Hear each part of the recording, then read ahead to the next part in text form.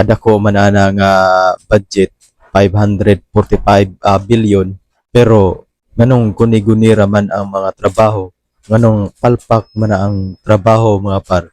Kung seryoso si Bongbong Marcos sa iyang pag-inspeksyon karon sa mga flood control, iyan ang panikamutan na niya nga masulbad ang problema diha sa baha. Ilabi na gyud diri sa may Mandaue area nga grabe gina diha. Ilabi na diri na gyud diri sa may AS Fortuna nga gamay ra nga uwan diha mga par, mubaha na dayon. So maayong buntag kanatong tanan ug welcome back sa atong channel. Ug daghan kayong salamat mga par sa inyong pagsuporta ug sa ako ang mga viewers nga wala pa naka-subscribe. Palihog ko og subscribe nga par para ma-update mo sa atong i-upload nga mga video reaction. So gahapon mga par si Bongbong Marcos iyang gi-inspeksyon dito ang sa Iloilo ug nakita ni Bongbong Marcos mga par nga ang project nga flood control dito sa Iloilo delay ug palpak pagyud kaayo. Daliman kana mga par nga pagkadako sa budget sa flood control 545 billion, pero napunta lang kuno sa 15 ka kontraktor dinhi sa Pilipinas. Unya nganong kadako man ana nga budget 545 billion, pero nganong guni-gunira man ang mga trabaho, nganong palpak man ang trabaho mga par.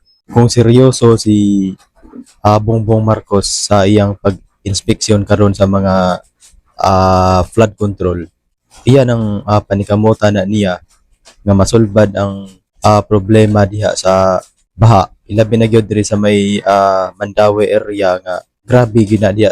Ilabi na diri na gyud diri sa may AS Fortuna nga gamay ra nga uwan diha mga par, mubaha na dayon. Unya pagkadako man sa budget diha ana, unya anong guni-guni ra man na ang pagtrabaho, anong palpak man ang pagtrabaho diha mga par.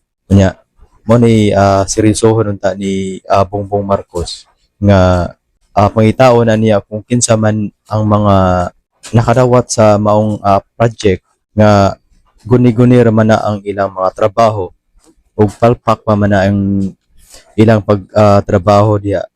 Unya kadako man sa budget 545 billion, pero napunta ra sa 15 ka kontraktor. Giun sa man na nila pag da mga par nga ng na palpak man maayo. So mayon ta nga dili lang kay pag-inspeksyon ang buhaton ni Marcos ana, dapat ihasa ng pangitaan og paagi nga mahibaw-an or mailhan kung giunsa na pag da mga par, kung kinsa na ang mga kontraktor ang nagdaan na nga project, kung kinsa ang politiko ang nagpaluyo ni ana mga par, para makaingon gyud nga seryoso siya sa iyang mga pamahayag nga kanang dili pud ta mabudol sa iyang ipagawas karon nga mga pamahayag nga sa iyang pag-inspeksyon.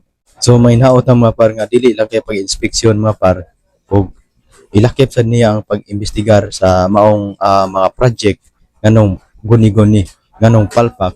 So mo ni atong atngan mga par no, kung iya ba ning panikamutan, kung iya ba ning pangitaan o kasolusyon, kung kinsa na ang mga kontraktor, kung kinsa na ang mga politiko nga nagunit ni ana mga par ug nagpaluyo ni ana.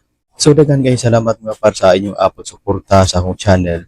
And then palihog ko og subscribe nga par para ma-update mo sa atong i-upload nga mga video reaction.